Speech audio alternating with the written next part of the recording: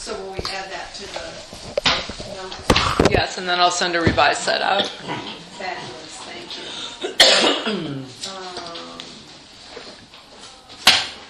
Anything else on that?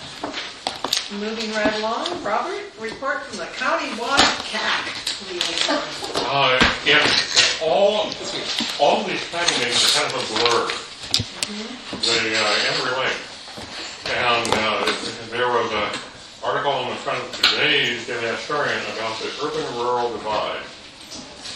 And not saying that it's, but my sense of that meeting was that I don't want to say that we're a microcosm of the nation, but a lot of the same stuff goes on. There was we had a nice talk from Maritza Romero, family in the Consejo Hispano del Lower Columbia Hispanic Council. That just was so timely relative to all that goes on. And we also had I'm not glossing over that, but there was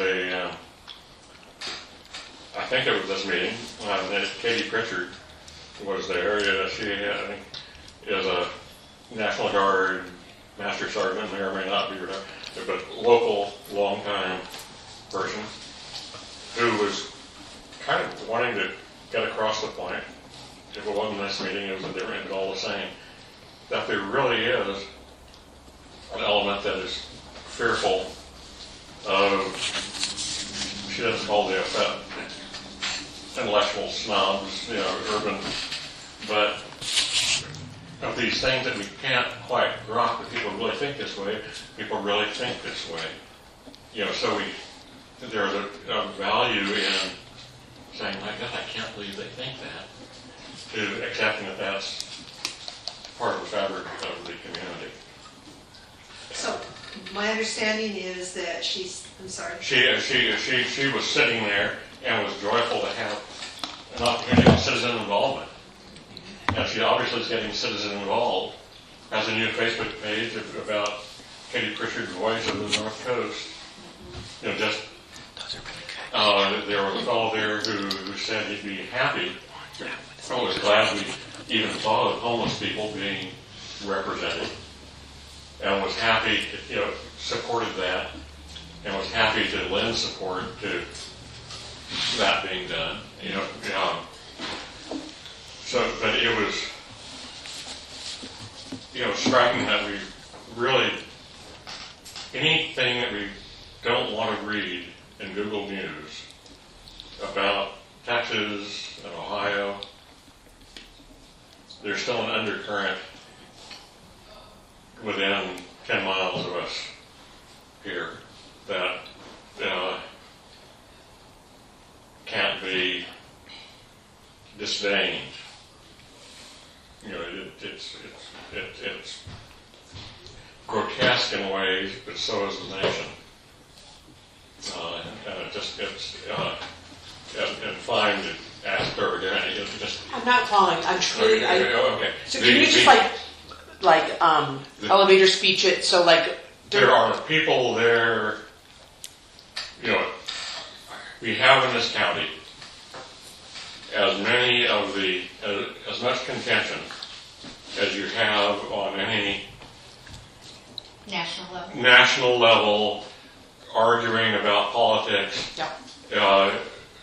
Who's imposing their progressive ideas on us simple country folk? Okay. Was she asking that on behalf of the Hispanic Council No, she's not into that. She was there. She was grateful, saying how yes on the census and so on. Just all the little different ways that the Hispanics need to really have a family often. So you have to anticipate a family involvement, and when you have a meeting, expect that you need to accommodate the entire family. Right. Yeah. So there, to pick up on what Yeah. Robert said, not to cut you off, No, but but, you know, but because the central theme of the meeting was the Hispanic Council talk. right, and we actually had two speakers. We had Maritza Romero from the council, and then we had Viviana Matthews from Clatsop Community Action. Thank you for.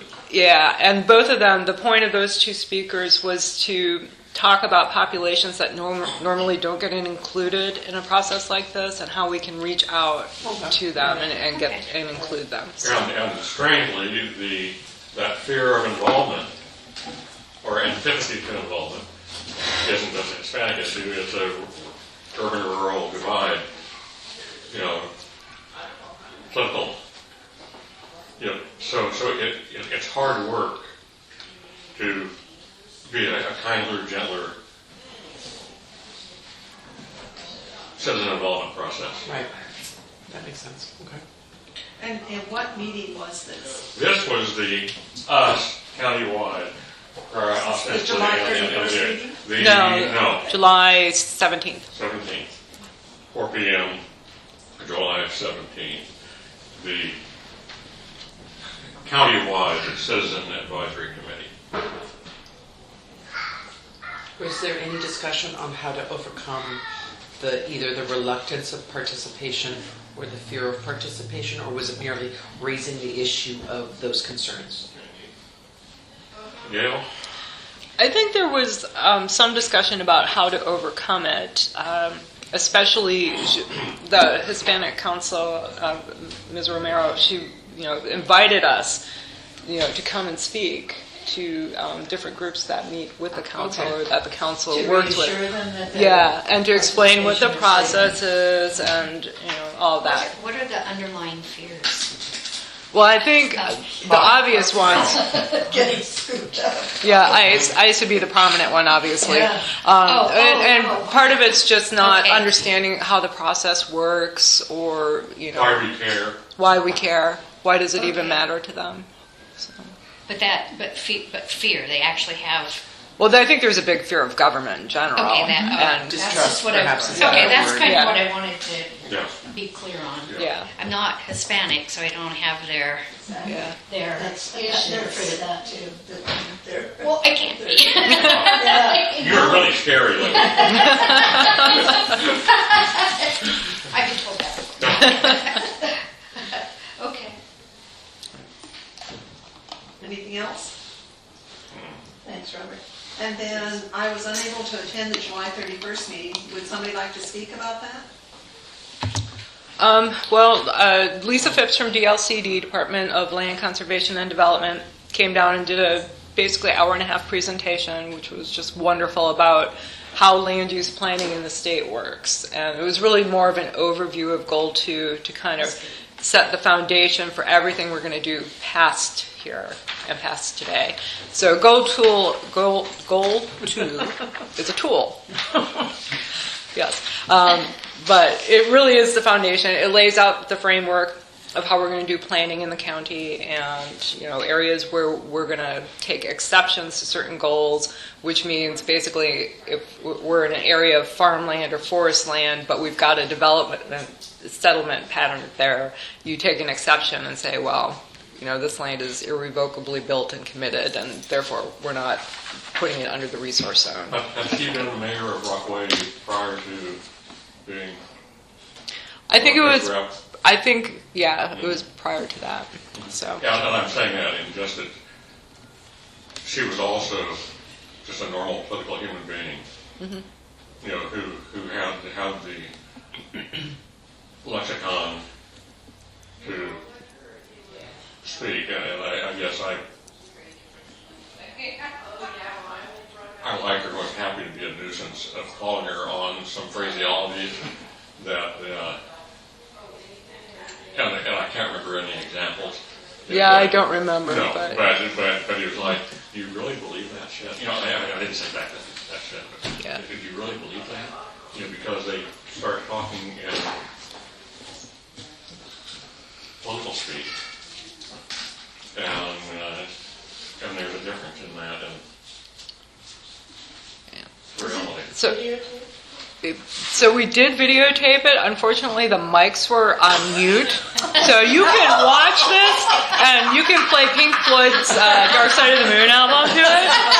It's great. Walk out. Well, the answer is yeah, it was good. But you have to sync it just right.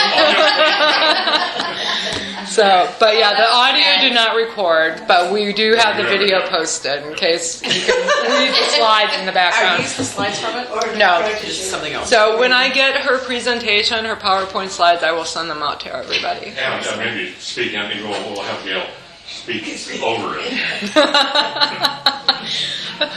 Oh, voiceover. Yep. Okay, Gang up the glare, yeah. well, if we want to go ahead with goal 2 overview. Yeah, so goal 2 doesn't have really policies like we saw in goal 1, so there's no worksheet or anything. Please sign in and help yourself. So really what goal 2 that we're going to talk about today is we're going to be doing some fortune telling. And so I put together, just to focus my thoughts and give us something to think about other than looking at me, this PowerPoint type of presentation. So as we go through and we're looking at the next 20 years and trying to figure out what's going to happen in the world that's going to affect the county, how are we going to react to it, and how do we create our path to where we want to be 20 years from now, given things that we don't know that we don't know. So one of the things I wanted to talk about a little bit was demographics, and I did give you some demographic information last month in your packet. But this is from Portland State University, and so they're predicting overall This isn't from PSU. This is from Population Research Center. population research, PSU. Yeah. It's a sub-college. Portland State. The Population Center for Research is actually part of This State. is the go-to people. No, I hear you. The Yeah. only reason I draw that distinction is because in the UGB, they were quoting that the PRC was separate from what the PSU statistics, how that was done. So Okay. this had preceded it. So that's why. Okay. I'm not arguing So, with you. I'm just saying. Strike the PSU and Yeah, that's- PRC. yeah.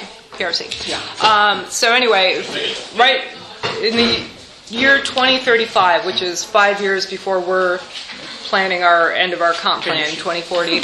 Yeah. They're predicting, which I think is high, that the total county population is going to be over 40,000, and we're about 38, 39 right now. They're also predicting that the area outside the UGB, which is basically unincorporated county, is going to lose population. Actually, about 2,000. That's what they're predicting over the next 15 years. So 15 to 20 years. All kinds of reasons for that. Probably because the cities are going to be growing, and so that. So they're going to absorb the unincorporated areas. Yep. Or people are dying off because they're all Changing old. boundaries. That. Part of that. Well, that would be part of it. So if a city wants to grow, they have to expand their urban growth boundary and take in more of the unincorporated land. So that would be kind of my take on why we're seeing the projected population drop. Plus, I guess what I read in the report was the older people aren't being replaced, by babies and children and People at the moving rate in, that- yeah. People moving in, the rate of older people. I That- hope to live to 2035, but it may not happen. I don't know. That's a fairly important statistical oddity, though, that when we're talking about growth pattern, we're not talking apples and apples, about the same area. That it's hey, this figure is for the starting point, but it's not the same area. It'll be a smaller area, right? So it's a shell game. In other words, as far as, I understand that, they don't make themselves clear that they're changing the territory that they're counting. That'll be clear. Can I interject something? Actually, in the last few years, I think the timeline is over about the last few years, the highest rate of growth has been in the unincorporated area. So, it's difficult. I got it. Oh, yeah. For one thing, because it has the lowest starting growth, and again, that is a statistical trick that when you have a low base to start with, and you add a population to a low base, it's a bigger percentage. So there's no place else to go. Can I throw something in? Yeah. You have a chair. She recognizes the speaker. Sorry. Thank you, sorry. Be nice with the chair. I'll be nice with the chair. I don't buy it. I looked at, last year, looking at Metro Portland growth up to 2040, and the numbers they're huge. Right. Like 650,000 people, or I don't know where they are today with the growth there. And so I'm seeing these numbers, and I just am not buying it. I think it's In what gonna be- sense are you not? Yeah. I'm not. I'm very skeptical. I think these numbers are too low because of the growth of the Portland metro area. So part of They the. just don't align with what's going on over the hill. No, I totally understand what you're saying. So I just did the distribution of the population by each of the segments, and I totally get what you're saying because Portland is growing by leaps and bounds. Right. One of the huge constraints here, however, is our property values. No one can buy and live here is part of the problem. It's turning into second homes. So therefore, that's not a permanent resident here, though. That's a permanent resident in Portland. So that is inflating our real estate values, but it's deflating our population, which is one of It's the only factors. temporary population. Well, I'm Some correct. people I'm think. thinking two things. I'm thinking, like me, I live here, but a lot of people have just had it with, or don't want to live in that kind of city, and they're looking for Bend or Clatsop County or something. And then, so that's one part of it. And then the second home people is another part of it. I mean, there are a lot of, Right. there's going to be a lot more of those. Well, I'm hearing that Portland area is growing by 50,000 people a month. And you can tell from the infrastructure that's there. Correct, and they've not allowed themselves to that's- expand We their also growth moved boundary. from Portland for that Yes. reason. Quality of So life thing. it's terrible. I mean, I was there yesterday or Monday and today, and it's crazy. So people are going to be bailing out. You think? I think this, yeah. But what's driving them, though, from the city, that 50,000 people are going into the city because of jobs, and it keeps creating, I'm hoping, more jobs as people go in, or else they're not going to be working. So you can't all people are going to feed out to these smaller communities can't take on those populations. Where is it Vernonia? I'm thinking that, the old California commute, you used to expect, I mean, in the olden days, an hour each way. And of course, it surpassed that fast, anywhere in the country. And just, so, out here we've been just a little bit beyond the California commute from Portland. But there are places a little farther east, Burkittsville, or whatever, that are within reach of a commuter. And what's commuting now, I mean, you can go into work like twice a week for Correct. meetings and then be on the web for the other few days. So the working patterns are changing. My husband as well. did do that. So He did go back and forth, 2 days. He would be gone overnight, be gone 2 days, come home Tuesday night, leave Thursday morning, Right. spend 2 days in the office, but only gone, originally 2 nights. That way. And I won't say it's just a West Coast thing, but it's a whole West Coast mentality of how you accommodate Right. the commutes and affordability, and you do weird things for Well, how you house yourself next to your job. Well, we're also, I think, having lived here my whole life, that we're a driving society still. Even so, we're a driving society, so it doesn't matter to me if I have to drive an hour and a half to go somewhere. It just doesn't bother me. Oh, So I don't know if that's. A lot of sleeping in pickup trucks. Yeah. Yeah, or whatever. No, that's good. So what I'm hearing is that there's a lot of disbelief in the numbers here. I don't necessarily disbelieve those I don't numbers either. because Portland has always had that skyrocketing population, and we have always stayed at this pretty small increments of population growth. I've lived here for 40 years, and Astoria still has the same population it did In 1890. Well, when I moved here. you really got it's been around 10,000. Anyway, I think the numbers are probably more legitimate than it seems because the I agree. rate between Portland and Astoria is. I think there's valid points here, and I think that we can move forward because this was the first point in Gail's talk, and I'd like to hear what else she has to say. Okay, so then moving on, I put in some projections as well about age, and if you look at this in the next 3 slides, you'll see that our population is going to be becoming significantly older, and a larger portion of it. So that's as the report. so, whereas right now, You're in that 35 to 39. so our population is going to be getting older, so we need to think about that as we plan for those next 20 years and we look at land use issues. And then obviously housing and how we handle housing is a very big issue. So taking information from the housing study that was done, and please no editorial comments from Mr. Strickland because I've heard them all. But anyway, taking the information that they provided, what they have basically found in the housing study is that we do have enough land that's already designated for housing, and we have enough housing stock.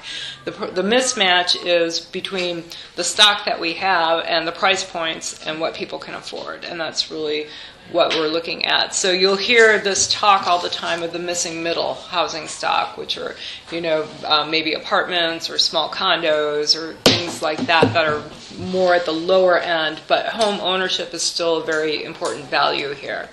And so again, thinking about that as we move forward, looking at land use and things, if we got a plethora of housing stock or a surplus of housing stock and we've got more than enough land available for housing, how do we work to address that mismatch or find ways? And when we get to housing, goal 10, then that'll become really important. I had a statement made to me, just not because of being on this committee or anything, but he's 42 years old. He rents from his mom and dad in Astoria, born and raised in Astoria. And I was talking about my daughter living with us and saving money to buy a house, and he said, that's just a pipe dream. He goes, that's a pipe dream. It'll never happen here. She's better off just renting. And I thought that was an interesting thought on his behalf. I just had never heard that before. And it's probably because I'm basically from Portland. But, it was kind of shocked to me that he would say that don't strive to buy a house. It just doesn't make sense here. Well, I respectfully am going to disagree with him. Good, because that was Because I disturbing. think that's, first off, very negative. It is, And I yeah. think that, there is affordability depending on, to your point, how far you're willing to drive. But I think Gail's point is really the keystone of it, which is we have land. Theoretically, we have houses, but the houses that we have are not affordable to the people who are looking for them, which goes to your point. Right. So I'm really looking forward to that discussion because, as it mentions, the situation is far more acute for Seaside, Gearhart, Cannon Beach than it is for anything further inland. Yes, because of the short-term rentals and the second home market. And so my question would be,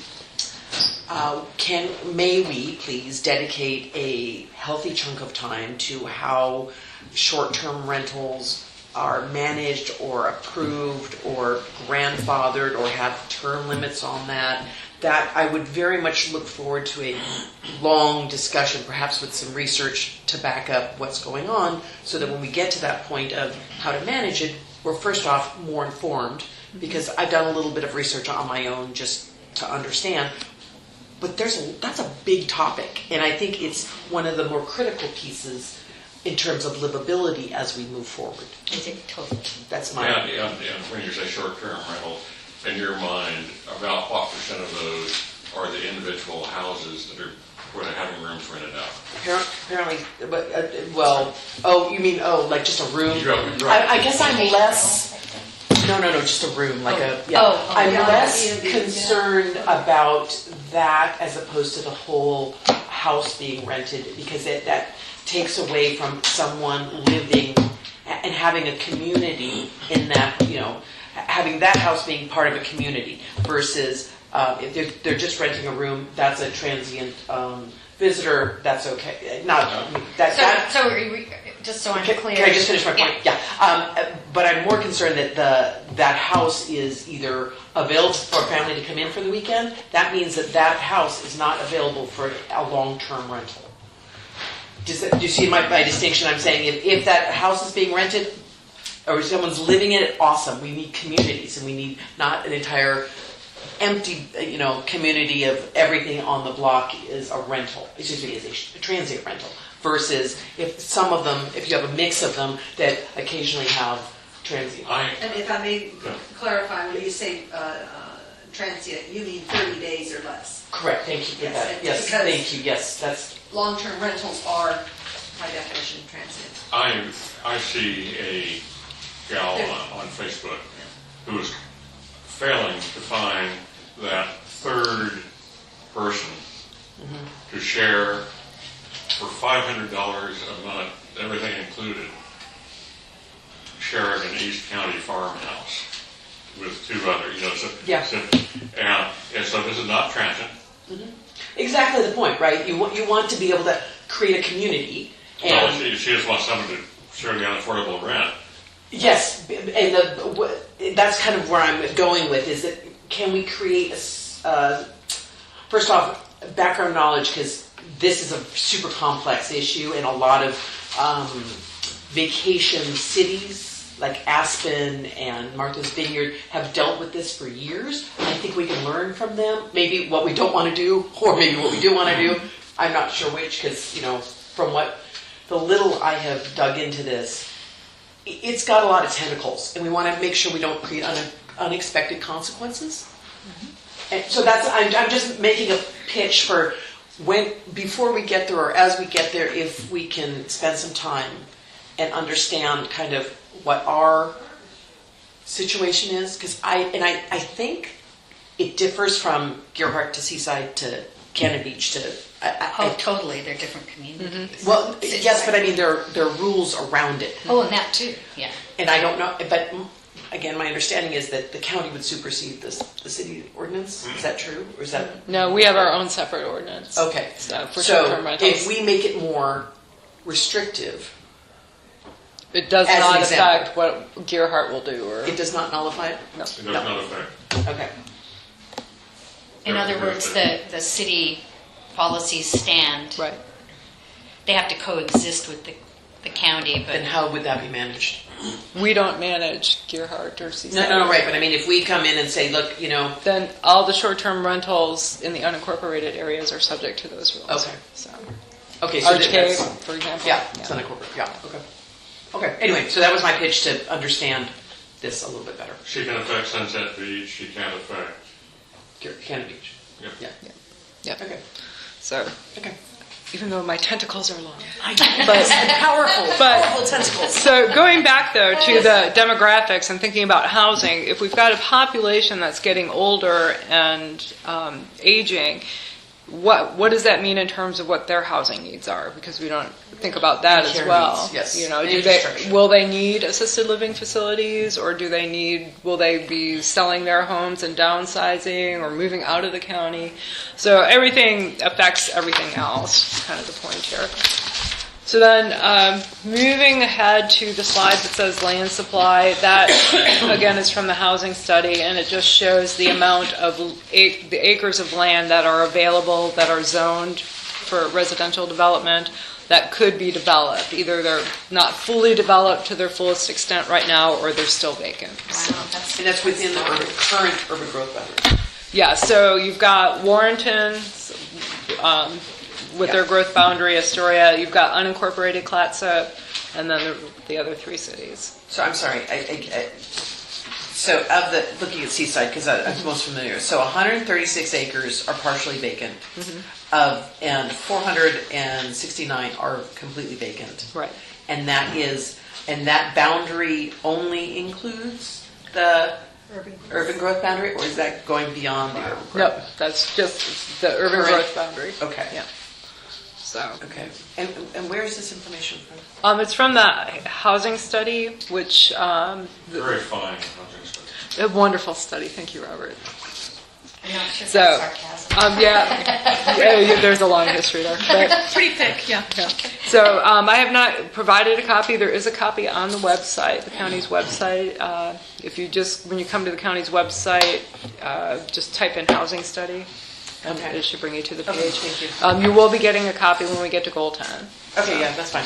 I'll wait for that. All right. And then some of the current trends that are happening in housing, we've probably all heard about them, but things that we might want to consider as we think about our housing needs, whether it's tiny homes, there's the one in the top corner is actually a container house that's been put together, accessory dwelling units, and there was a lot of discussion about this at the legislative level this year, and they did not pass Senate Bill 88, which would have given the counties the ability, not mandate it, but the ability to allow accessory dwelling units anywhere we allow a single-family home. But that did not pass, so. Mobile homes and mobile home parks, that's another thing that we hear a lot about, especially this year, again at the legislature, and making it harder to close mobile home parks. Nobody builds them now, but for the most part, I mean, I haven't had one come in since I've been here, and I don't know when the last new one was, but It's been years. yeah. The concept of tiny homes does not equate to affordable housing. You know, I went to a tiny homes conference at Warren, before the Warren Planning Commission, and the guy's attitude was, hey, $250,000 is cheap compared to then. You know, and so he basically, you know, it's not, they're different terms, different meanings. And I don't assume it means cheap. I do have a question about the RV situation. So RVs, people live in them now. We allow it for up to a 30-day period during any 90 days, and they've got to move off the site. I've had some people actually ask me, shocked that we did not let people live in RVs. What are the Because sites that you're talking about? I mean, I have friends living in my driveway. They can be there for as long as they want. It's your property though, right? No, it still doesn't count. It was, no. Well, then, It just doesn't forget that I Yeah. just said that. So I don't know what your zoning district is, but the typical rule of thumb is 30 days out of a 90-day period. So if they're living there for 6 months, and probably you might have a violation. We called you last year. That So they still have, my neighbors still, as wonderful as they are, but they, we had a problem with one of the RVs that our neighbor, and we don't care as long as they don't bother us, but we had the police come up and a bunch of different things because they allowed this bus RV to be parked there. And it became quite an ordeal. So He any brings piece it of, out. any piece of land in the county that somebody parks the trailer on, no matter how private it is or how? Yeah. Has to be moved you're not, every year. yeah, the recreational vehicles, the code, it says that you can have a tent or a camper, travel trailer, a recreational vehicle for up to 30 days out of a 90-day period. And then you're supposed to pull it off the property. When your 90 days is up, then they can come back for another 30 days. What's your, RV means recreational vehicle, but sometimes it's at somebody's house, it's where they live, they don't have another house. Well, and so this is the question. So and this is not the code is what's saying you have this 30-day limitation. But do we, and we know people do live in them, we know, but it raises questions then too of how do they deal with their septic or their sewage or their gray water. We're hoping it's not being dumped on our property. Yeah. We wouldn't know. There are concerns about safety because if there is a fire, there's only one way in and out for the most part of a vehicle. So then there are building code issues and things like that. So a bigger question, people do it. I've had people ask me, why don't we allow people to do it? Or what if we allowed it at a RV park where they had access to a dump site and things like that and electric and everything else. So just something to think about. Even Astoria killed off the usual place for dumping, that people with these things use. Yeah, they eliminated it because they didn't want that expense. But nothing else was provided. So it's one of these funny things where you cure a problem by closing the septic down. It was down there close to the roundabout. Oh, right. Well, the RV that's still, there's a new one on our next door neighbor's property. Is this additional? This is a different one because the other guy finally, he left. He got kind of evicted. So we have another one on there. It has not been moved. They're quiet, so we don't see them. Kind of have like some trees and stuff in between. So But- if I may, I'm sorry, go ahead, But Jerry. I was just going to say, we have not ever seen that trailer being moved, and so we have wondered whether they just have a porta potty in there that they take, and they just, because most RVs don't. They've got a holding tank, yeah. and so Blackwater we've tank. been very interested if maybe the owner is letting them use their bathroom facility. We just don't have any clue, but that. Having lived in a trailer on our property for a year and a half when we were building, we know. That you, But you can No, do she for a year. She did do it legally. Oh. and we had a septic system that we put, and so we were able to. Yeah. And there's a I special. have a question of what is, if an RV is somebody's house, it's where they live, it's where they do everything, do all of the RV, it's not a recreational vehicle, even though it's defined that way, it's home. Do all of those regulations still apply? If somebody doesn't have another house, they don't have, any services elsewhere. How does that definition of RV fit with people who live in there? It's still considered a recreational vehicle. It moved from And so Texarkana they can live in it on your property for 30 days, and then they can move down to Jerry's property for 30 days, and move over to Maria's for 30 days. I mean, that's part of the benefit of having a home with a motor. But you don't get to just take your RV and find a piece of property and plant it there for 10 years. No, but Maybe if the difference would be that what you're looking at is a house that's accepted versus to live in, and you can call that a home, or a mobile home, or a manufactured home that's sat. Well, no, I'm not talking about manufactured Well, homes. yes, but I'm just saying a home is where what's designated by the county as being a possible potential a place where someone can stay for an extended It period. doesn't like not this that different does from a not- Steinbeck novel. Yeah.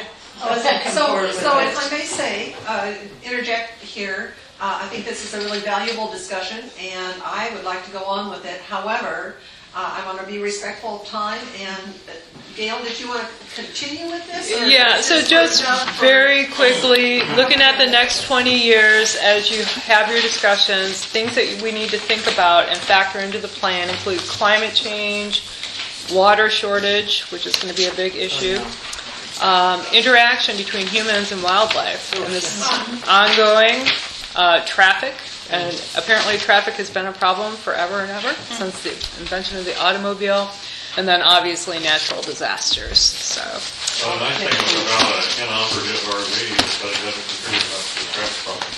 very true. And the other thing with climate change is that, back to, I don't want to keep talking about Portland today, but Portland is getting a lot hotter, and people are coming here more to ski. There's more 90-degree 95 days. So you can keep an unoccupied RV on your property indefinitely. Right. So if somebody is living in their RV and then they just go in your house for a week and then come back out, is that? You have to theoretically, if they were living in it in your 90-day period, you know, This is a good discussion. yeah. I did not intend to come here and code enforce against you. But, yeah, It you seems like theoretically. it's real antithetical to the homeless population solutions. This is not Yes. my role. This is the county's role. Yeah, It's yeah, been in place for a long time. not- I'm not saying it's good. I'm not saying it's bad, Yeah, because there are people who abuse it severely. We have several ongoing code complaints that are, you know, obviously not like you have a controlled situation, you know who's living there. We have people who have moved onto property with trailers where they barely know the property owner. They're taking advantage of the property owner. They're dealing drugs. They're doing drugs. That seems They're something dumping different. waste into creeks.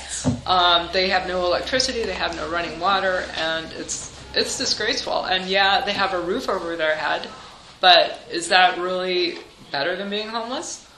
It seems like that should be And taken is- care of in a different arena than a code. Well, they. To me, it seems like that's an illegal But act. And you, how do you? How do you split that hair? How do they do Yeah, it? huh. How do they do Let's it put now? that Sure. Now,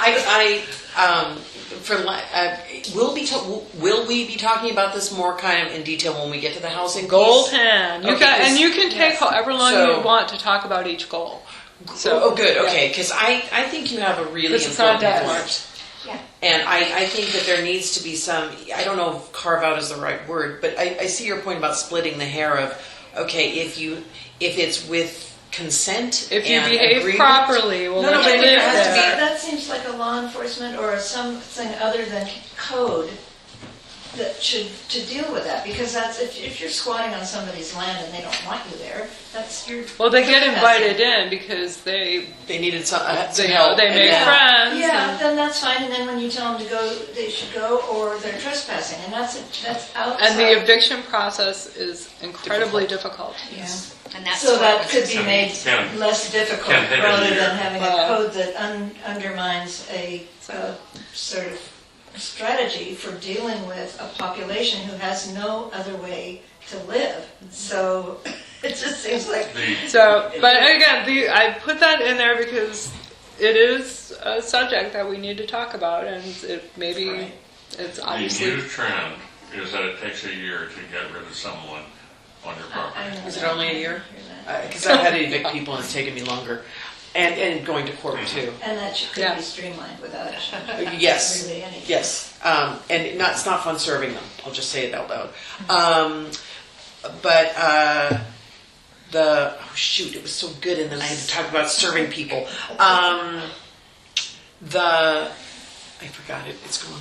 It'll come back. It's It'll come back. fine. It's So fine. this sounds like a great discussion, and I know that it will continue, especially when we get to goal 10. But let's finish with our business here, and maybe there will be time to talk about this more at the end. So moving on to our discussion. The first one is what issues affect how land is used in Clatsop County. And I made my little list, but it's by no means complete. I'll just throw it out there, and then you guys can add to it or say, boy, that's dumb.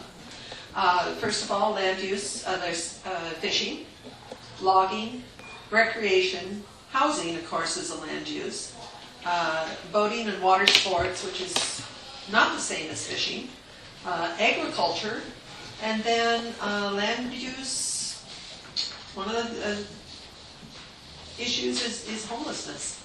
So that's my list. It's a good list. I like Pretty the list. comprehensive. Thank you. Does anybody else have anything to add or comments about that? We may go through this part real quick and then we'll go back to No, I think the part about the homelessness piece is a very big topic, Yeah. and it stretches across a number of the other ones that you. I guess the other piece is. Did you say recreation? I did. Okay, so and the different types of recreation. Does that include tourism? It did in my mind, but I think that that's worthy of a different thing, a different Bullet. bullet. I like that. Bullet. So those are some of the issues that I saw affecting land use or how land is used. Yes. I'm sorry, I didn't mean to interrupt. No. I would also like to say the transients versus permanent resident issue impacts land use a great deal because that also impacts the community. And Did you mention commercial? No. That's a little important too. Yes. It was kind of in fishing and logging, but there's more Commercial than that. retail, I mean, Yeah. right, yeah, absolutely. Whether business, yes, plumbing Right. and construction and all of that. you're right. Equipment rental. Just thinking of the companies that I see as I Yeah. drive down here. Okay, I'm Let's see making the this. turn off. Okay. Paint store. Right, exactly. Oh, right, yeah. Remembering that we are talking countywide and not citywide. Right, Good point. right. And I always think, when I think countywide, I'm thinking land and rural and all Right. that, but we have Arch Cape, Sunset Lake, and we have several areas that are unincorporated that are rural, that fall And under our jurisdiction in terms of what we're talking about here. And the So- urban growth boundary stops, but there's still things going on outside of that, Right. business-wise. Does, I should know this from, researching, but I don't. When you're going down 101 from Cannon Beach to Astoria, so you're going through Warrenton, Gearhart, You're heading Seaside, north, okay. yeah, you're heading north, Got it. Warrenton and all of that. Is 101, is everything in the urban growth boundary for the different, is it all connected by city? Or are No. there areas within that area that is county? You're sitting right now Yeah. in the county. Okay, that's what I Yes. was wondering. Yeah. Okay, Yeah. so then commercial does, Yes, there's also at least one lot, and I thought there was more, engulfed in the seaside city limits, there are pockets of county land Yes. that are not in the city limits, even though they're surrounded by really, Yeah, little islands. little little islands. islands. So So- the one across from your house is the one that they're developing there? That's Is city that- limits. That's in City limits, yeah. Earhart, Mm-hmm. Has Palisades. pockets? Palisades. I think Okay, that's Cannon right, Beach has yes. some pockets too. But Interesting. not all county-owned land is Correct. unincorporated. Correct. It's just the, Yes. yeah, so those pockets are, Well, it's not county owned, But it's just not in the city limits. okay. It's like an island. Yes, those are two different, totally different. Correct, Yeah. yes. Yeah. And there are a variety of reasons why that would be. But The business park is county owned and Warren City Yeah. limit. Part of our grand plan. So if there's nothing else on that, I'm going to move right along to what are some ways that climate change should be addressed in the comp plan? That's a Counting good on one. you guys. And the intent of this question, it came up at the July 31st workshop, which is why I put it in here, but not to have you comprehensively solve climate change problems today. Thank you. But to just start to throw out some general ideas to start the thought process, because this is going to come up over and over again in every goal. okay. So. I'd say that when I think about this, one of the first thing that pops to my mind is not actually how everything's getting warmer. It's the lack of water and the issue of water management and how it's such a precious and very finite resource, and how our creeks are getting, cricks are getting, Cricks? I'm local, Cricks. are Cricks. getting, Going local. gone local, I baby. didn't know you said that. Is that how you say it here? Crick, you say crick. You don't say Here? creek, it's Here crick. in this In the area? county. In the county, yeah, it's a Really? crick. Yeah. Uh-oh. Yeah, it is. Crick. Crick. Yeah. I'll have to go home and tell that to my husband. He'll go, why? Yeah, no, it's true. We don't have to work on it It's like- anymore. I know, I gotta learn the lingo. So, before I forget my point, Again, RVs. no, you did it to me. No, I'm hanging on. Okay, water. Oh, yes. Okay, so one of the things, personally speaking, experience that when you have a development and things get approved, the issues that may be impacted downstream or literally downhill are not perhaps fully recognized. And there, in the creek that separates Mary and I's property, or runs through it, I should say, was a large salmon-bearing stream, which now is definitely much less Struggling. really struggling.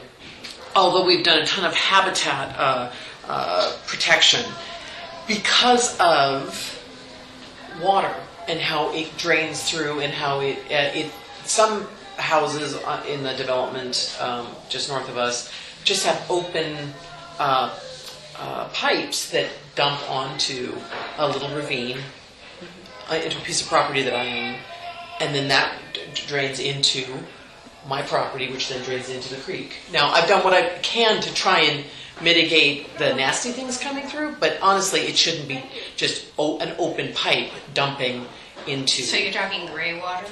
No, we're talking rainwater off the roofs. Oh, okay. Yes. And Oh, down. And potentially also maybe someone dumping their water from their hot tub, which has a lot of chlorine in it, which is deadly to pretty much any organism, which is good when you're in it, bad when it's out.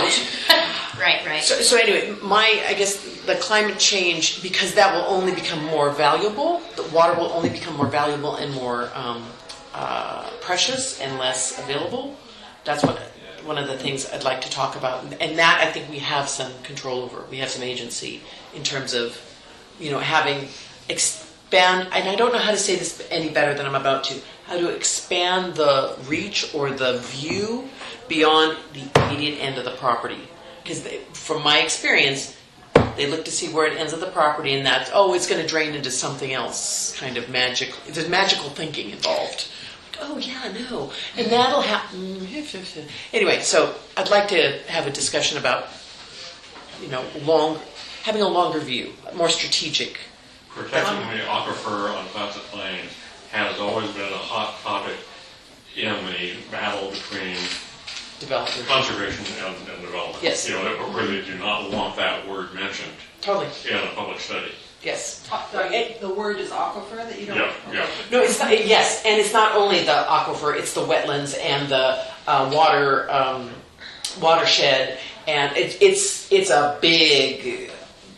Protecting an aquifer is a frightful thing to raise in the face of anyone who wants to Yes. develop Classic Plains. Yes, so... Well, this is all going to come into much sharper focus under Goal 4, because Yes. the way timber is being currently harvested is really pertinent to Yes. the slowdown of water supply in places like the one that's mentioned in here, where they put a moratorium on building. Falcon Cove. Yeah. And actually, there's big implications with what the forestry, Department of Forestry is doing too. For instance, the 77 acres that they plan to cut that will affect the water supply of a relatively small community near Hunt Point. I mean, there's like 20 homes or something. So I don't know how you interface with that whole situation, but the one thing that I wanted to bring up today was that... Excuse me, could you introduce yourself? Thank you. Roger Dorvan. Okay. Yeah. I'm sorry. Roger. Roger Dorvan of Okay. Astoria Citizen. Oh, great. Thank you for coming. Yeah, sure. The one thing I'm kind of interested in, more than kind of, I'm very interested in, is the possibility of finding lands within the county that are not being used and don't have a particular specific development plan attached to them, where trees could be planted. And right outside this building is a great example. You've got this big pie-shaped piece of grass that probably gets mowed every once in a while, and that puts pollution in the air. And there could be a really nice grove of deciduous trees there that would help mitigate climate change. The current science is that if globally reforestation and a sort of a correction in the way that the trees are being harvested could be made, that would take care of 1/3 of the CO2 problem. And there was some really stunning news that came out this week. In Ethiopia, they planted 350 million trees in 12 hours. That's a lot of hands. Yeah, that's almost Yeah, like that's a lot. a nationwide Yeah. effort, but they're in a horrible drought and they're really having a very tough time. So people really recognize that this is their survival. They closed all the schools, got the kids involved.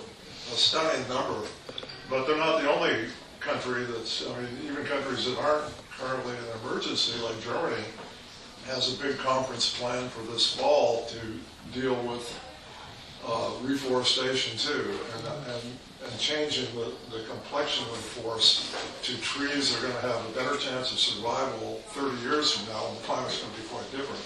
So they're doing research and they're trying to bring all the different parties to the table, the timber industry, the farmers, anyone that, would be involved in that.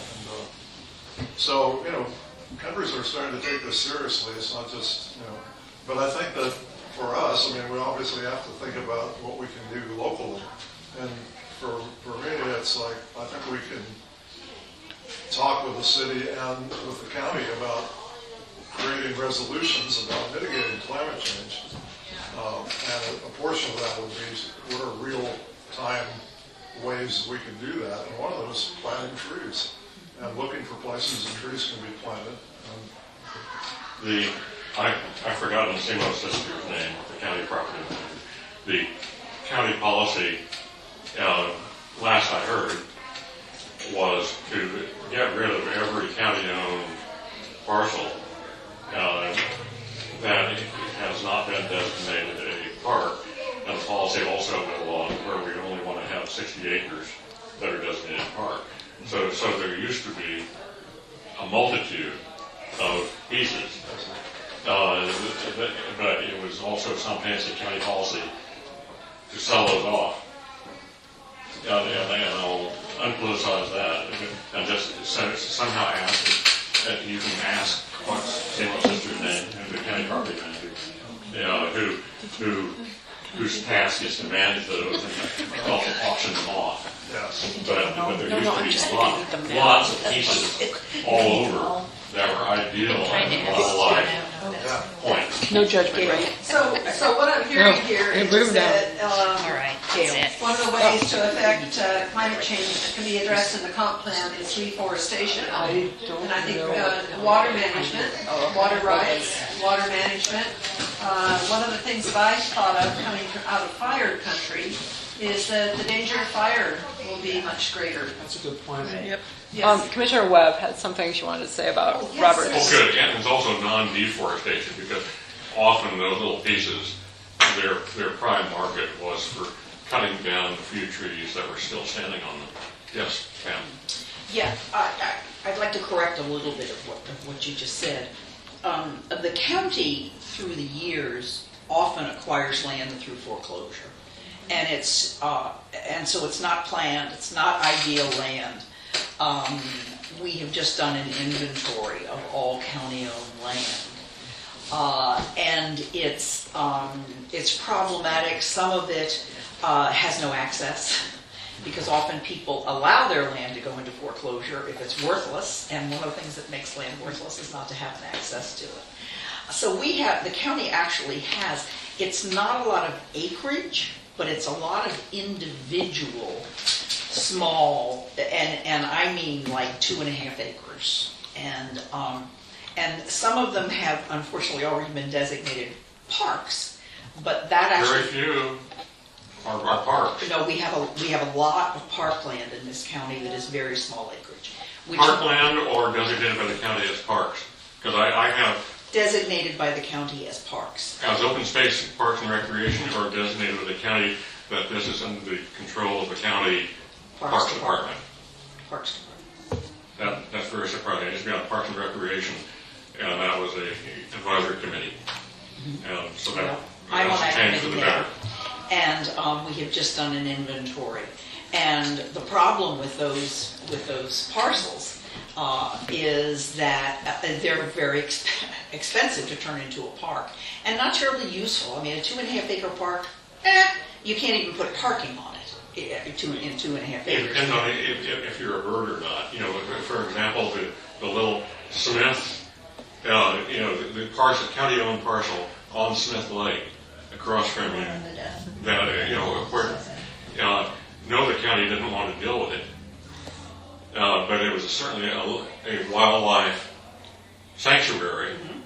And no one was looking for a commercial value to it, but it was how do you protect it?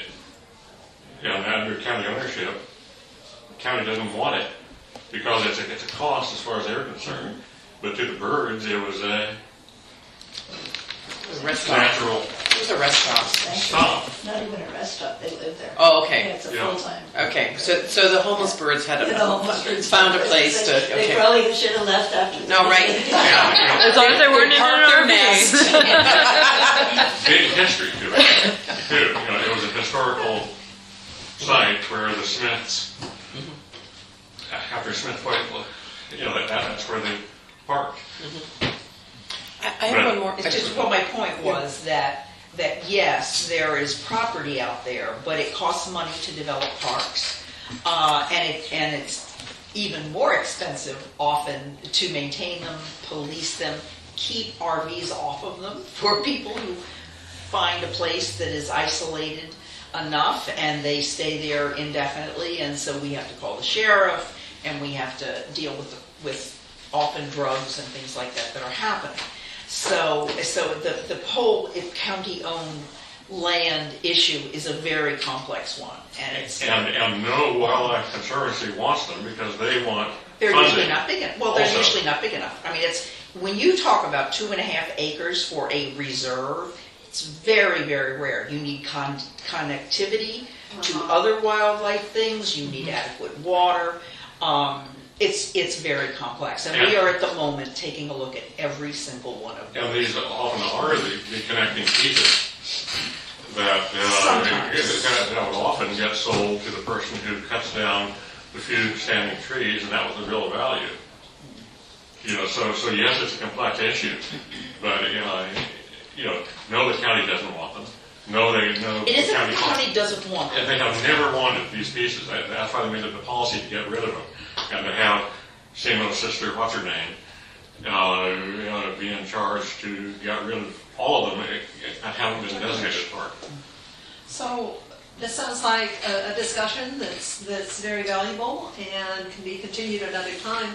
But to keep us on topic here, yes. I have one other thought. Oh, no, I already went, so if you want to go. I just was going to mention the Yes. storm management. Yes. As yes. survivors of the 2007 hurricane, Right. where my tree fell down across my driveway, taking the power line with it, and Yes. I could not leave my property Right. for 3 days. Yes. It took and I couldn't, there was no communication, Right. all of my phone, so. Completely agree. Just for, and I don't know how much the county actually participates into the management of. We have a whole emergency management department. Yeah. I don't know if it deals directly with that kind of issue, but it was, Absolutely. it was quite a lengthy, and that was, So Diane, you're in the county, not the city? yes, Okay, yeah. just I'm clarify. like 6 inches over yeah, I know how you feel different. Yeah. Warrenton line, which I don't object to accepting elections. I'm happy Yes. to be in the. Yeah. So then separately, to the question of what are some of the ways that climate change should be addressed in the comp plan, I realize that this next suggestion might be a little far out, but so we have congestion issues and traffic issues that create a lot of CO2 gas with the cars just idling. So perhaps we could also consider talking about making a bypass to 101 and using the main line. I know that every time this comes up, everyone freaks out. And you know what? I just figure it couldn't hurt to talk about it again. And the other benefits of that is that it lifts a lot of constraints on when I know Cannon Beach was super against having the bypass, and then once they put it in, everyone loved it because it helped. Well, there's still a lot of traffic that goes through, but not the log trucks anymore, thankfully. And I recognize that this might be controversial, but I'd like to put that on the list of things to discuss and kind of what the obstacles are. And perhaps maybe for Astoria as well, although that would be tougher because the mainline doesn't Well, work. it just came to me, it would probably be a lot cheaper just to build an elevated highway over Marine Drive that would be about a mile long, and all the trucks and all the people who are passing through would just take that route. I'm not, just something that allows a free flow of traffic that also supports the businesses. And because I think business is critical to the ongoing life and vibrancy of the community. Anyway, I just wanted to put that on whoever's making the list. Funny stories. When Astoria has come down to it, well, you have a choice now. Do you want this to happen or not? They were afraid, to have, say, commercial turned into a pedestrian way and move the out-of-towners up onto Duane. Yep. It wasn't ODOT's issue. It was, do we really want to take people out of downtown? Right. Yeah, I think, right, and I'm not answering that. I just would like to. Yeah, I hear what you're saying. I just would like to put it on the list. Yes. Because we're just making, but that's an interesting discussion. Talk about 50 years, we have to do it again. Right, there we go. Yeah. Okay, was there anything else on the climate change part? Well, one thing I would add just on the water issue is that, as far as I know, we have the Bear Creek watershed, and they have a contingency plan that if we start to run out of water, that we can draw water from, I think, Young's River. But there's no beginning of any kind of infrastructure, and it's just something on paper. And, this can happen really fast. You get 3 or 4 years of drought, and for instance, if there, God forbid, happened to be a fire up there near the watershed, Astoria would be out of luck, because that's where all our water comes. Well, But and Astoria Oregon has Council the rights to Young's River, and they jealously protect them. Who does? The city of Astoria. And Oregon counts on that with the joint agreement with Astoria that when Warrington gets thirsty, they know they can turn to Astoria. So I just like to mention one thing. Israel is a very dry country. And Israel is they conserve their water. They reuse their water. They have systems in place to where if they're watering plants, nothing gets lost. Everything's recaptured and reused. And they live on very little water there in all of the cities. And they're very populated. It's a very tiny little country. But they have water conservation figured out. And so it may be, somebody might want to look at that. I mean, it's probably something that's not going to happen. It's overreaching, but it is in effect and it does work.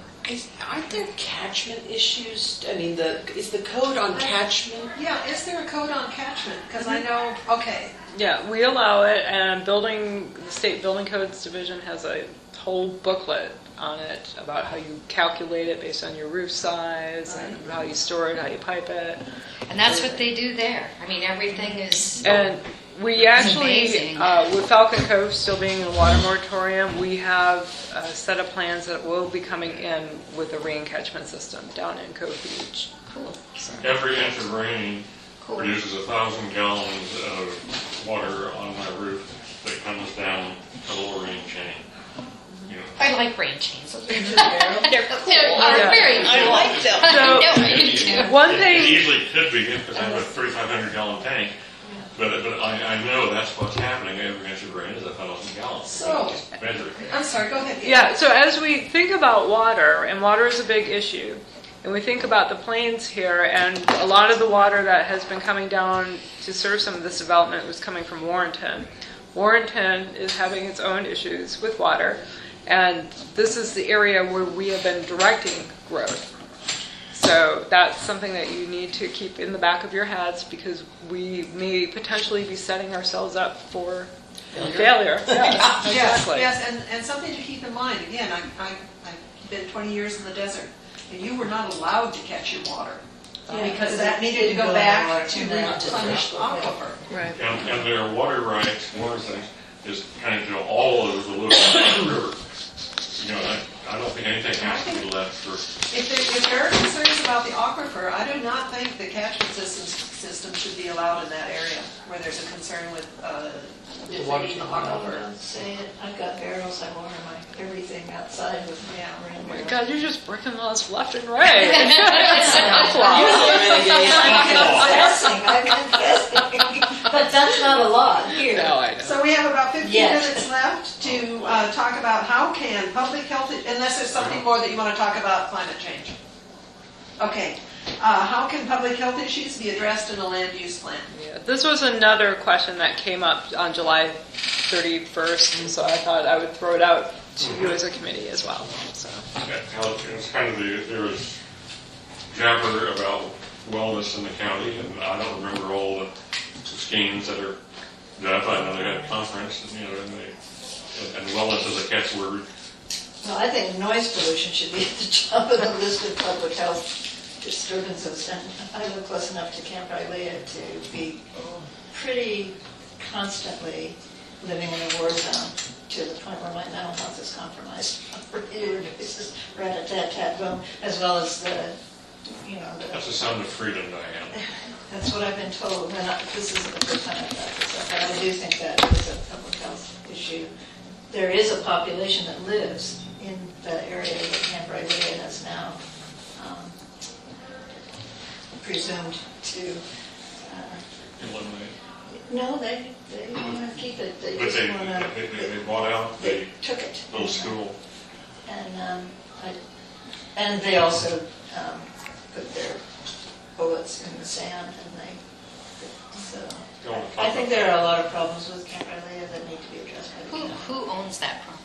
The government? Government, yes. The federal government? Were they going to Department move of the shooting Defense. range to Oregon? No, it's not. I had heard that, and it There's a never lot. happened. It did not happen. It would be such a lovely idea, because you leave your lead on the beach, and it goes into the water, and You then have to they use the say same that- bullets that you use in real life for killing people. And so they don't try and make them change the bullets that they shoot into the sand pit. Your logic has escaped me there, my sweetheart. No, I'm quoting. I was close to it. So are there other public health issues? I guess the one thing that occurs to me, because the opioid crisis and other mental health issues, I would want, and I thankfully have not been too involved or touched by that, but ensuring that we have sufficient access to those services so that we have the zoning to be able to have whatever services might be necessary. And we're fortunate that in the Plains we have a hospital. It's not a full service hospital in that they often life flight or move patients that have more Life-threatening. I want to say specific issues, but it's still it's great that we have that hospital, but also ensuring that that hospital has what it needs and the support that it needs. I mean, it is only one way in to that, and God forbid, and it's also on low-lying ground. You're talking about CMH? No, I'm talking about Seaside. How about both of them? Both of them, actually, you're right. No, that's a good point. CMH is below the water level, right? Yes. So just, thinking about that. One of the alternatives to being a gunnery range was to be a traumatic brain injury hospital, which would have been a huge boost economically. It'd be a huge boost on how do we accommodate health. There used to be the old Naval Hospital that was out. You're talking about? Well, out further. there. Yeah. I haven't to it. Yeah. But it's still, even though it's not compatible with a gunnery range, it really kind of was, they're kind of a class. But it's still worth thinking about. Gee, yes, would we like to have a traumatic brain injury? Because it was kind of $1 trillion industry. And it's only growing. I mean, Yeah. having suffered a traumatic brain injury, I can assure you that there is a lot that goes into it. But yes, that would be lovely to talk about. And I don't know. Again, some of the stuff may not fit in this forum, but maybe It did just as well as the North Clatsop Plains joint land use study. Yeah. So, excellent discussion. Love these topics you're bringing up. And again, this may not be the right forum, but something that occurred to me is light pollution. Yes, I totally agree. Um, They I know were, that I know that the city of Seaside has enacted some codes to help mitigate that. Yeah, the county is actually working on our own dark sky ordinance, and we are hoping to bring it in September to the Board of Commissions for kind of a first look at. We've done a presentation to them to just explore the concept, see if there was even interest, and there was. So hopefully, probably around the last meeting in September would be when we're aiming to bring that ordinance. And forgive me, but can you tell me again when the county commissioners meet? They meet the second and fourth Wednesday of the month at 6 p.m. at the Boyington Building. and you can watch them on television. Yes, you can. Second and fourth, I'm sorry. Wednesday. Yeah. At I have that in my notes from last month. Yeah, so their next meeting will be August 14th. So next Actually, week. it was Channel 97 or something, but you can watch I don't them have live. TV. You can bring the video up on the internet as well. On the website? Yeah, Yeah. it's not live streaming, but That's okay. yeah. Is it okay if I throw one out there? Yeah. Okay, perfect. May I just throw one out here to you? Just Absolutely. Yeah. failing septic systems Oh, Amen. and all of the folks who don't have the money to fix them. And they are expensive. And they are expensive. And you have special needs on the Clatsic Plains because of the type water of table. soils that you have, and because of the aquifer, and because of all kinds of things. So That's an I just excellent point. throw that Thank one you. out there. Yeah. Thank you. that- Okay, I have a really, really, really stupid question. I doubt I love all the qualifications. Just say it, Jerry. It's really bad. You guys are just gonna Preparing to laugh. Okay. aquifer. What the heck is that? What are we Water. talking about? Anything that through which water is carried. Is travels. It kind of looks like an underground lake. Okay. And it's a layer of either water saturated soil or some, that's my understanding. You're And- right. and Or most it of might actually be more mines- water than, like Yeah. Mary's pasture. Uh-huh. She can't go very deep. I kind of float. We- Yeah, she floats on it. We have problems too. Yes. But we have a lot of springs, that Yes. are coming up constantly. That's- We're dealing Where with it's water table. That's the escape route. our water tables. Close. Yeah, Yeah. very close. And My guy is when they little. talk about soil, there's really practically no soil here, Yeah. because it takes 500 years to make an inch of soil, so it's mostly sand. Okay. Yeah. Thank you. So that's what an aquifer is. Okay, I didn't know if it Thank you was- for asking that question, because anytime that anybody does not understand the terms we are using, please say something. I don't know what crick is either, but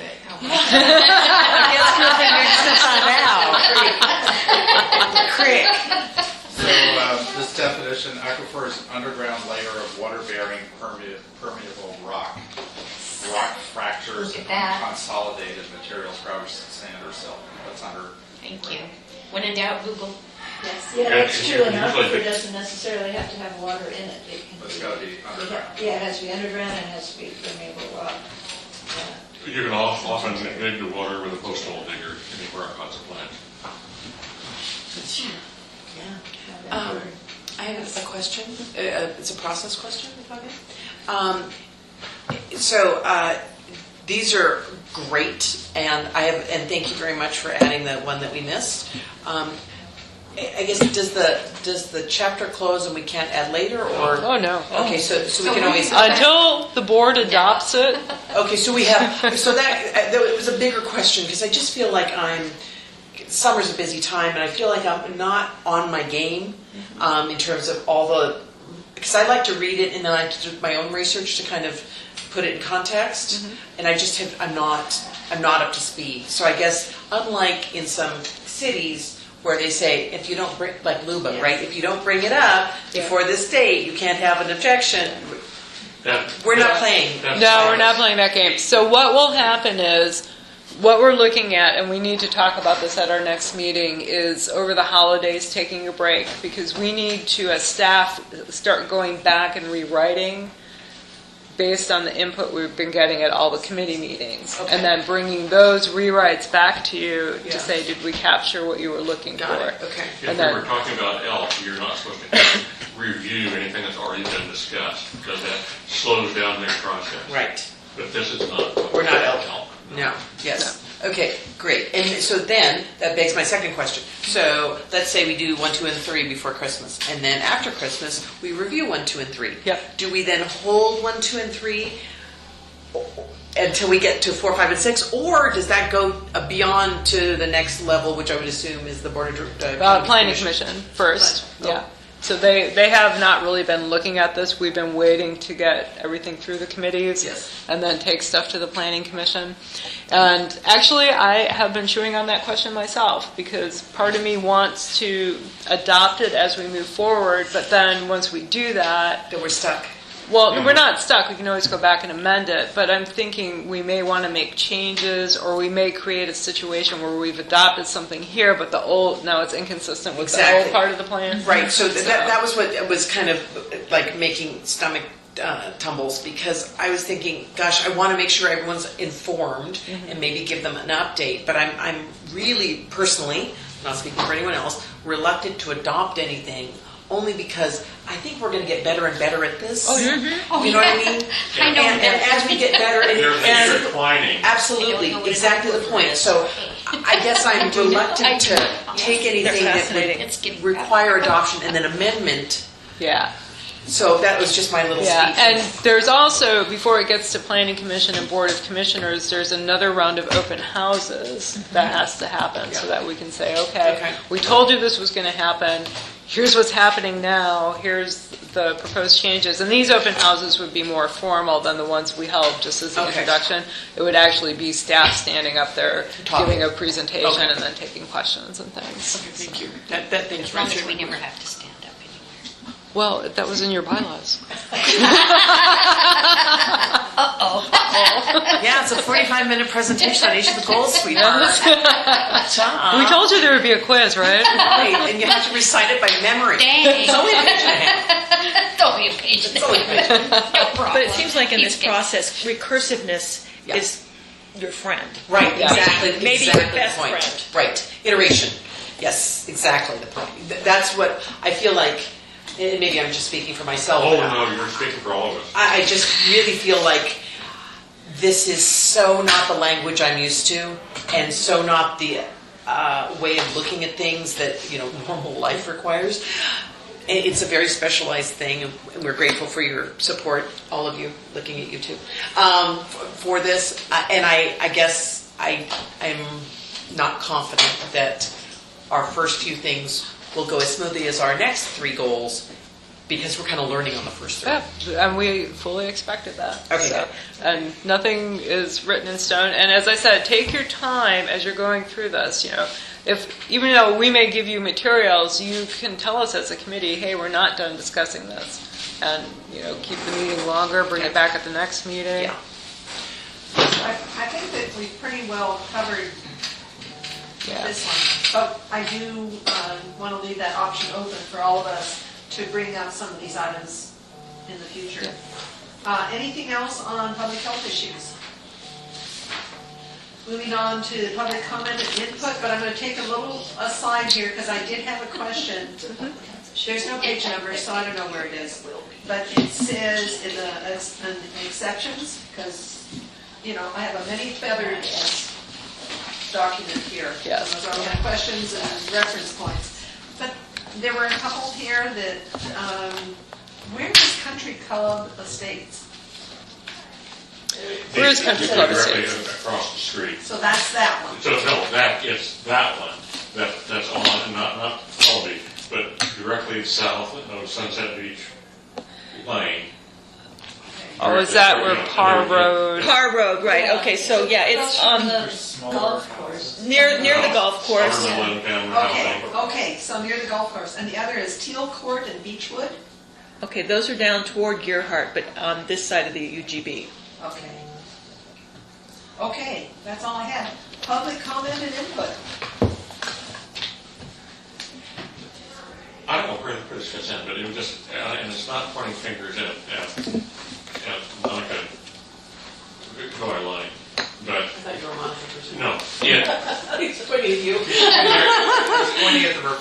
As far as placing it, Spirit Drive.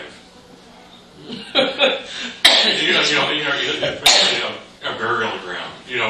That some developer was so pleased to be able to go in there and say doesn't want to point them out because that just encourages you to go digging for Indian graves.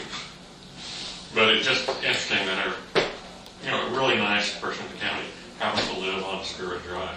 It's kind of like they've done down there in north end of Seaside, Indian Way. This does tie in, I guess, to our visit last time from the Chinook, that these places are real and they're kind of obliterated by the development process, period.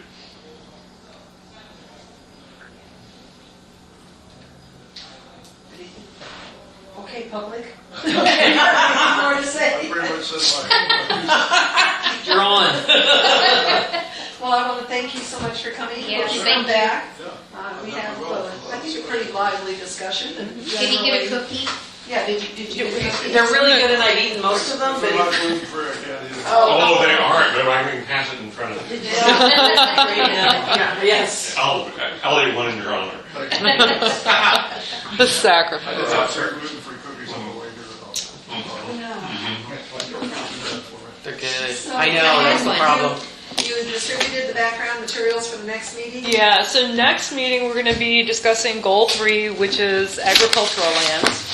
And prior to your meeting, which is September 12th, on September 9th, there's a workshop. I can't be here, I think you had mentioned that there was one that you wouldn't be able to be here for. but I want to be here for that. On September 12th? Well, Can we move it? Move it. you could. I'm trying to think where I've got it advertised that I'd have to change. Which the September 9th ones? Well, September 9th is booked because that's the date that That's they can make that's it. the- training. that's the- Yeah. Right. And then the September food. 12th is your regular meeting. It's a regular meeting. Yeah. I'm not opposed to having it moved. When could you do it since you can't do it then? The day before, Wednesday? I won't be. Okay. The day after? I'm just throwing things We're out. tracking flies. That's a horse fly. Friday. Yeah, I'm out from the 12th to the 15th. How about the following Thursday on the 19th? That's countywide. I'm not available. What about the 16th, the Monday? No one said no? Well, I am. Cough it up, Jerry. I just got hired for a part-time job, and it's Monday, Tuesday, and Wednesday, which I thought was perfect because We meet on Thursday. and the training Monday. But it's all good. Well, how is it all day? Are you in it all day? Yeah, Monday, okay. Tuesday, and Would Wednesday. they notice that you weren't there? I think so. We could write an It's a excuse small for you. firm. So what about the 26th? I could get it Is off, that but too late? I don't want to ask too much. Yeah. The 26th? The 26th. Don't we have Alco on the 26th? No. The 26th I of can't do the September. 26th.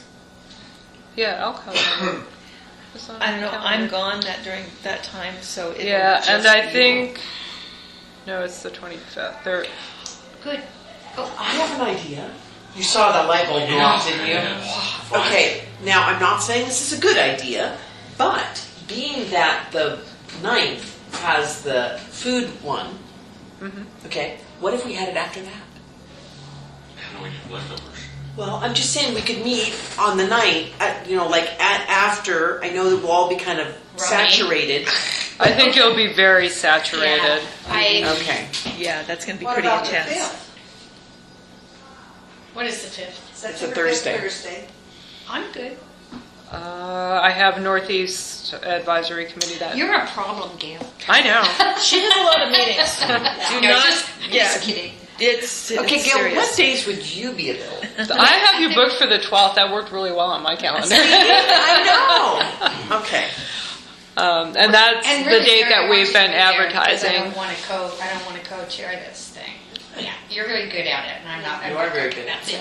I'm sorry. Oh, that's right, you're the co-chair. I mean, You guys the other option family is we meeting? could just cancel the September meeting and just move goal 3 discussion to October. You have not, It's just ads. well, You know.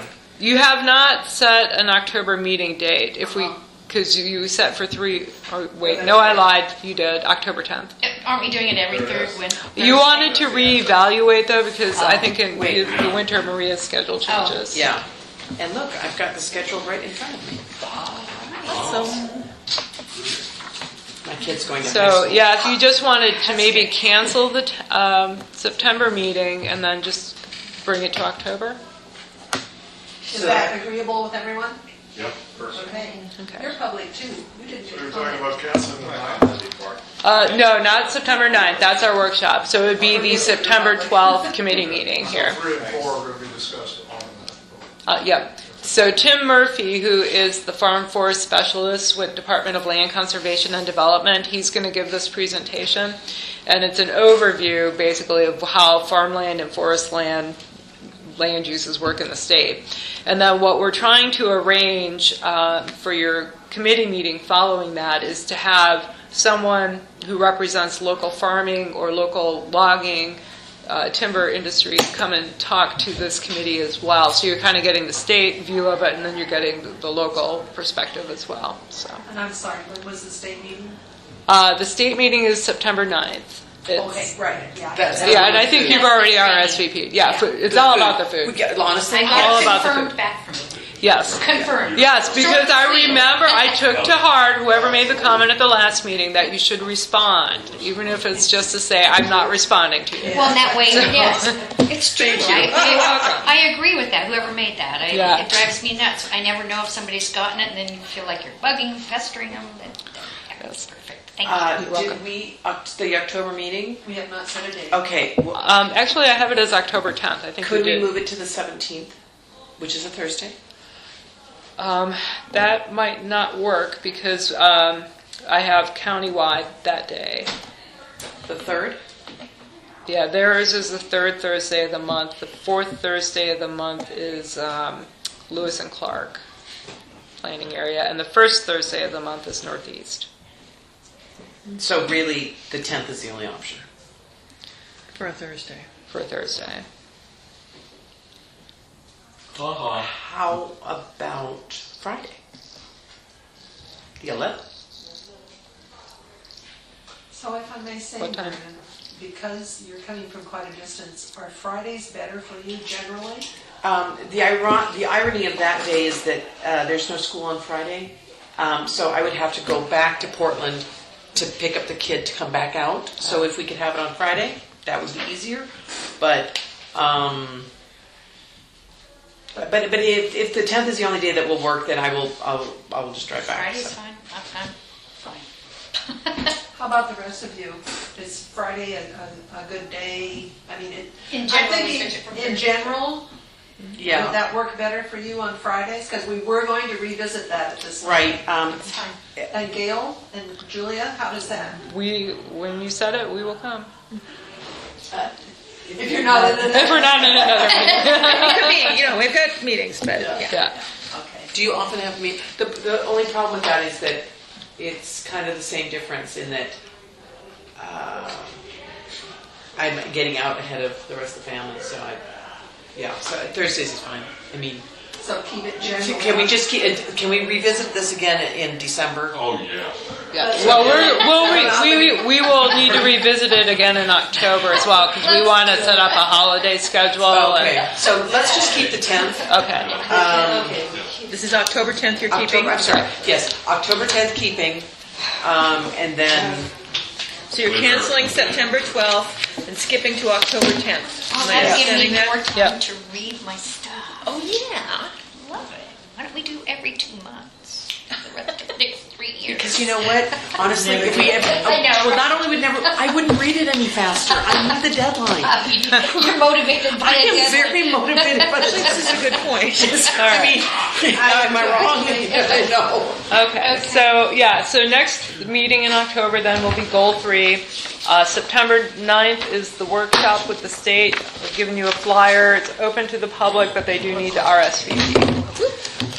You've got your copy of statewide goal 3, county's goal 3, which is really a bunch of data and no policies. And one thing that we need to look at is crafting some policies for goal 3, because we have none. And then there's just some background information about farm and forest lands, and a lot of this is going to carry over to goal 4 as well. So, and let's see, I think that was it. And a nice little fluffy pamphlet from the Department of Agriculture, their annual report. So, lots of pretty pictures. Lots of pretty. So pretty easy reading this go around. Yay. About time. I know. Yeah. Do we have This was a anything- test to see if anything you had the else? fortitude. Do I hear a motion to adjourn? I so motion. Okay, this meeting is adjourned. Thank you. Thank you, everyone. Yep. Thank you. Thank you for bringing the yummy cookies. Oh, yes. Dangerous. Thank you. Yes, that was good. Yeah. We need to sign Although that. next time, they can't sit in front of me because I've eaten 8 of them. One of our committees is doing a potluck. Do we want to do potluck? It's a little early in the afternoon, but It we is a can make little, it a maybe late for the lunch. holiday one, when, Okay. right before we break for the That'd be fun. holidays. Okay. I mean, I don't cook, so I'll buy something. There you go. I want to survive it. Nothing wrong with that. Thank you, everybody. Okay, thank you. All right, so do I hit stop first?